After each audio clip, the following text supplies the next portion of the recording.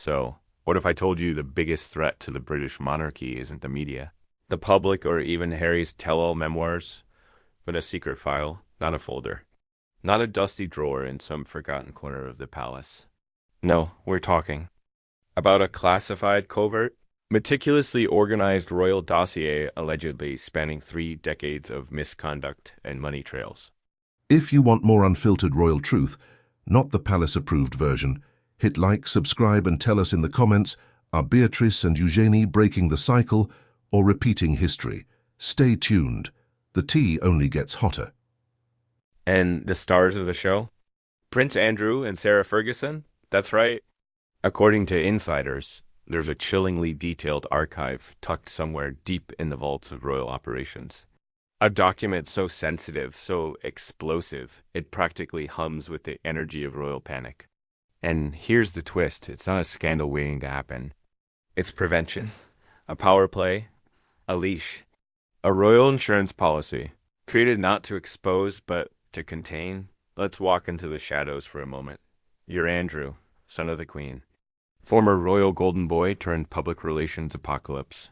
You went from Air Miles Andy to the man who couldn't sweat, all in one Newsnight interview. And since then, you've been a ghost. Your HRH status revoked. Your calendar wiped. Your birthday demoted from palace event to private embarrassment. Now, imagine you know things, deep things, behind the curtain things, the kind of knowledge only someone born into the firm could possess. What if, God forbid, you ever felt the urge to speak out? Set the record straight. Write your own memoir. Now, imagine the palace has receipts. Not rumors, not gossip, but dates, names, flight logs, emails, financial ledgers. Information that, if it ever leaked, would scorch your reputation to ash dot suddenly. Silence isn't a request. It's a requirement. Now switch perspectives.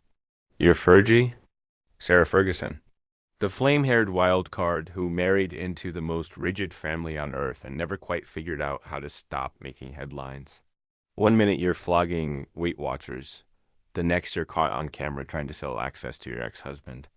You've bounced back before books, TV deals, speaking engagements, but you've always been a bit unpredictable, unfiltered, and that's the problem, because Fergie knows things, too. And while Andrew has buried himself in privacy and silence, you've stayed visible. Chatty, teetering between scandal and sympathy, which to the palace is a nightmare. An elegant liability in Valentino Flatsdot, so what does the firm do with people like you? It doesn't banish. It binds Dot and thus the dossier allegedly created.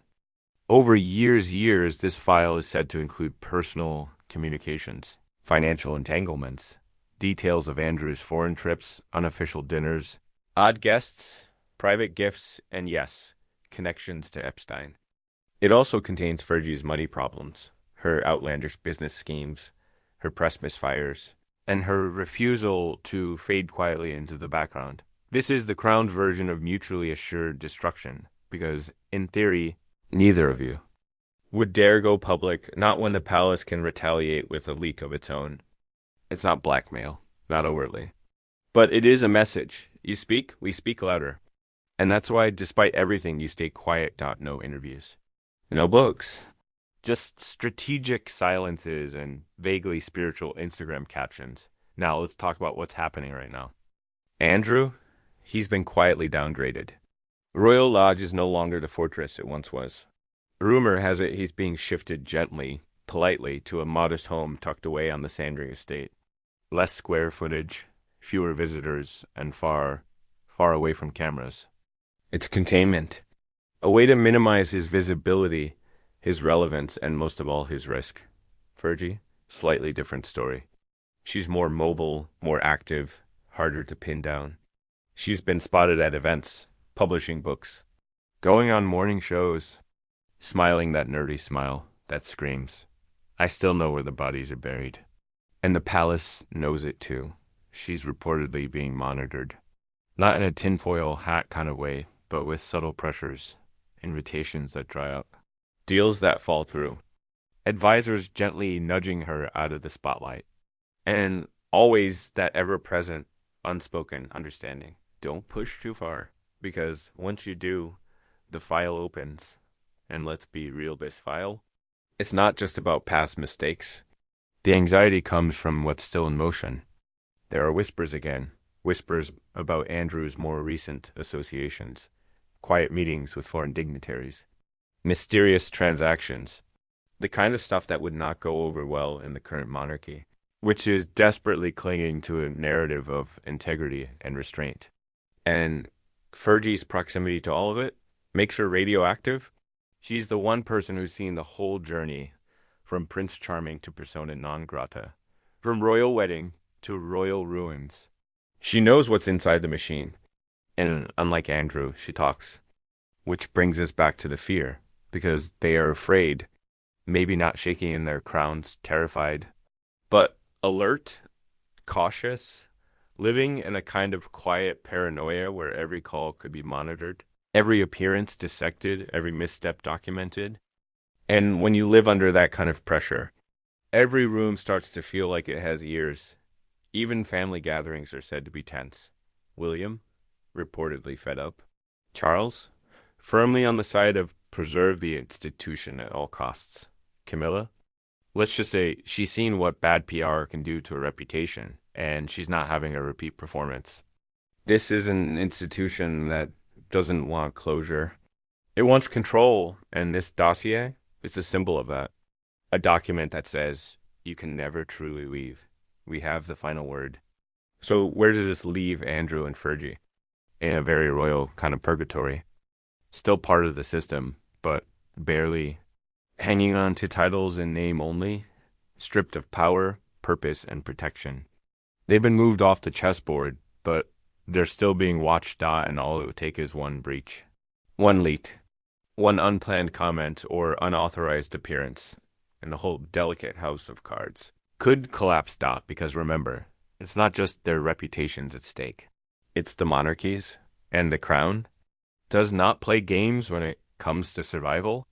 So next time you see a headline about Sarah Ferguson walking her dogs in Portugal, or Prince Andrew quietly moving homes under routine renovations, know this: those aren't just lifestyle choices. They're containment strategies, silent alarms.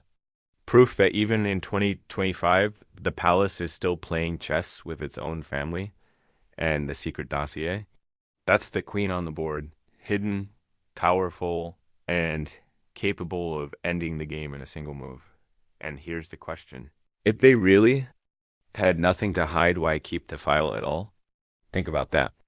Now tell me, how long can two people live under the weight of that kind of silence? Drop your theories in the comments. Let's unravel this one together. And of course, for more royal secrets, celebrity spirals, and PR disasters that just won't stay buried, don't forget to subscribe. Because trust me, this story, far from over. Let's keep going because we haven't even scratched the surface of just how unhinged this whole situation really is. This isn't just a file. This isn't some dusty manila envelope buried in a drawer next to Prince Philip's old cufflinks and corgi Christmas cards. No, this is reportedly a living, breathing archive, updated, maintained, cross-referenced. Think spreadsheets, names, handwritten memos, security footage timestamps. It's giving MI6 meets The Crown with a dash of tabloid doom dot and the fact that it exists. That's the real story. Because it reveals something people don't like to admit about the royal family, for all their pearls. Protocols and portrait-ready poses, they are at their core a survival machine. The monarchy doesn't operate on tradition and tea. It operates on leverage. And when family members start becoming liabilities instead of assets, the gloves come off. Take Prince Andrew. Once positioned as the war hero, the Queen's favorite, the royal who was supposed to represent Britain abroad with a mix of charm and military clout. Instead, we got, well, everything else. Epstein, Jufrey, the interview that should have never happened. And let's not forget the absurd parade of justifications. The Pizza Express alibi, the inability to sweat, the total lack of legal self-awareness. It was a PR car crash in slow motion. And by the time the monarchy decided to pull the plug, revoking his titles, his duties, and his access, the damage was already done, but not, it seems, buried, because that file, that's the backup plan. And it goes both ways, because while Andrew is now sealed in his royal cone of silence, to Sandringham like a character written out mid-season, he still holds information. He's still got memories, stories, names. He's been around long enough to know where the family secrets are buried and who buried them. But here's where things get complicated. Because Sarah Ferguson is the wild card. She's the one they're really worried about. Why? Because she's not scared of attention. She doesn't operate in silence. She thrives in chaos. She's made a brand out of being the royal outsider. A woman who keeps coming back, no matter how many times she gets pushed out, and she's seen it all. Remember, Fergie didn't just marry into the royal family. She lived it. She raised her daughters inside it. She was there through the Diana years, through Charles and Camilla's secret rendezvous, through the scandal cycles, the press storms, the infighting. She knows what went on behind closed doors. And unlike the palace, she doesn't keep secrets. At least not reliably. She's joked about the royals on talk shows. Written thinly veiled fiction that sounded a little too real. Sold tabloid interviews. And that was before she knew she was being silenced now. Imagine what she could say if she decided to open the vault. That's a nightmare scenario. Not just for Charles. Not just for William. But for everyone who has a stake in preserving the monarchy's carefully guarded mystique. And that's why this file, the dossier, is so much more than a historical document. It's a deterrent. It's not about punishment. It's about power. The threat is subtle but suffocating. You talk, we talk. You go public, we go nuclear. And that kind of pressure. It works. Because what's scarier than being cut off from the family?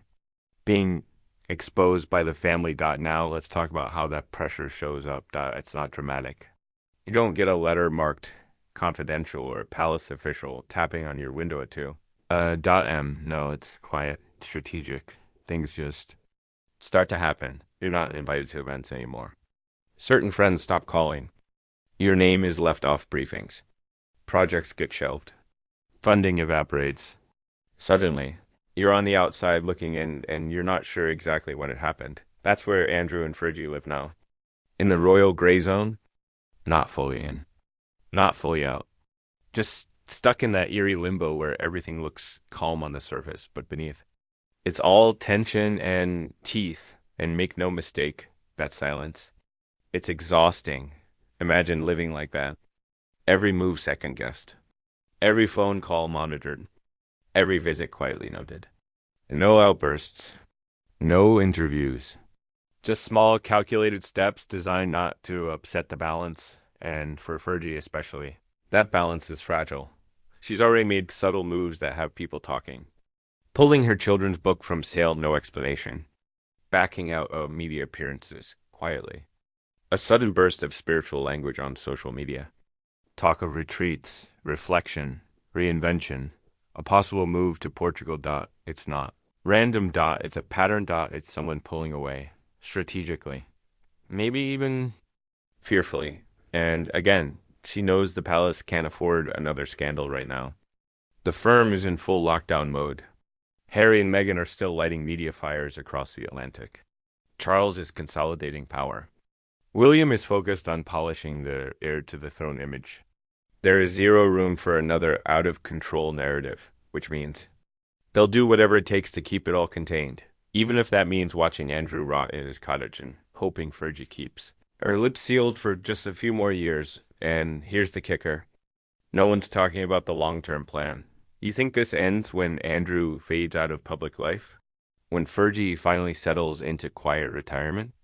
No, because that file, that insurance policy, it has value beyond them. It's about precedent, about control, about what the palace does with its problem children when exile stops working. And if it works on Andrew and Fergie, it can work on anyone. This is the new model. Not confrontation, not denials, but containment, quiet relocation, polite marginalization, and a locked cabinet full of secrets, just in case anyone gets any ideas. Because here's what the monarchy knows better than anyone. Once the dam breaks, you can't plug it dot, so you build higher walls, thicker locks. You gather every scrap of leverage you can find, and you make sure everyone knows you're willing to use it dot. So if you're wondering why, Sarah Ferguson hasn't said more why she suddenly becomes spiritual and serene. Why Andrew is practically invisible. It's not a coincidence dot, it's choreography. And behind every quiet step, a silent file dot. So here's the real question. How long can that file stay locked? Because the palace may be playing defense. But secrets have a way of seeping out, and if even a fraction of what's in that dossier ever sees daylight, the crown won't just be embarrassed. It'll be shaken dot, so keep watching. Keep asking. Because something tells me this story isn't over, it's just on pause. And when it resumes, let's just say Buckingham Palace might wish it had lost that file in the fire. Let me know your theories in the comments. Who else do you think might be protected or silenced by what's inside? And for more royal chaos, scandal suppression, and elite level damage control, don't forget to subscribe, because the game the royals are playing now isn't about tradition anymore dot, it's about survival. Let's get one thing absolutely clear. This isn't just palace drama. This isn't, ooh, someone wore the wrong brooch to Christmas lunch, or they forgot to curtsy to Camilla. No, this is the monarchy fighting for its life behind the scenes. And the Yorks, Andrew and Fergie, they're not just caught in the crossfire, they are the crossfire, because the existence of this alleged dossier, it's not some overblown conspiracy theory. It's the kind of thing you'd expect from a corporate boardroom during a hostile takeover. Except instead of board members, you've got blood relatives. And instead of balancing spreadsheets, they're balancing secrets, reputations, decades of dysfunction that can't ever be allowed to see the light of day dot. And what's wild is that you can feel it. You can feel the tension in how the royals interact or don't. You notice it in the glaring absences, in the way certain names are never mentioned at public events, in how the narrative has shifted to focus entirely on a streamlined monarchy. Translated, we've trimmed the fat and removed the embarrassing cousins. But here's where it gets even more unhinged. This isn't just about the past. This isn't just about what has happened. It's about what might. Because Andrew and Fergie, they're not done. They're not buried. They're not living peaceful lives in matching twin cottages, reading gardening books, and feeding ducks. They are restless. They are unpredictable. And they are sitting on a gold mine of insider information that could absolutely wreck the institution if it ever slipped out. And that's exactly what the firm is terrified of. Let's talk about Andrew first. He's the problem no one can fully get rid of.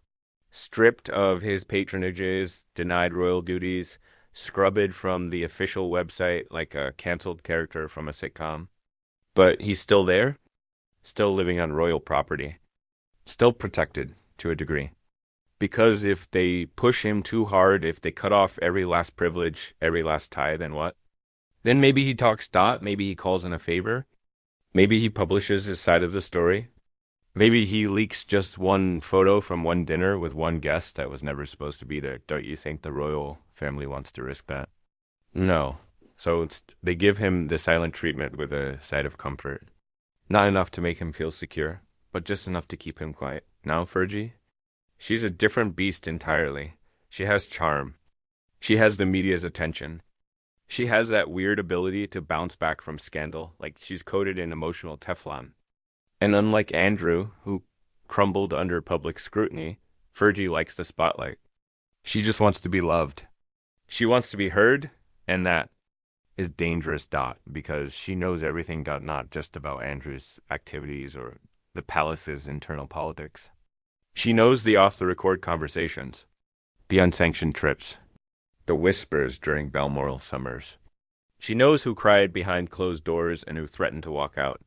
She knows the real history, not the polished version fed to the press. And you better believe the palace knows she knows, which is why the quiet pressure campaign around her is so intense. Why else do you think her children's book suddenly got pulled from shelves with no clear explanation? Why do you think every major media project she starts seems to mysteriously stall? Why do you think she's suddenly obsessed with spiritual healing? Posting vague messages about letting go and energy and transitions? That's not coincidence. That's conditioning. The palace's way of gently, but firmly, steering her away from anything that might trigger a headline. And she's complying for now, but for how long? Because if we've learned anything from royal history, it's that nothing stays buried forever. Eventually, someone talks, someone snaps, someone gets fed up with being the silent scapegoat while the rest of the family smiles and waves and collects their good press dot. And that's why this dossier is so chilling. It's not just a file, it's a weapon. It's the reason no one's gone fully rogue. It's why no one has spoken the full truth, not in an interview, not in a book, not even in one of those off the record, source attributed whispers we all love to analyze Doc, because if they do, boom, the file opens, and suddenly everything from the past 30 years is fair game. The dinners, the letters, the financial transfers, the special guests, the ones who shouldn't have been there, the receipts. We're talking royal scorched earth.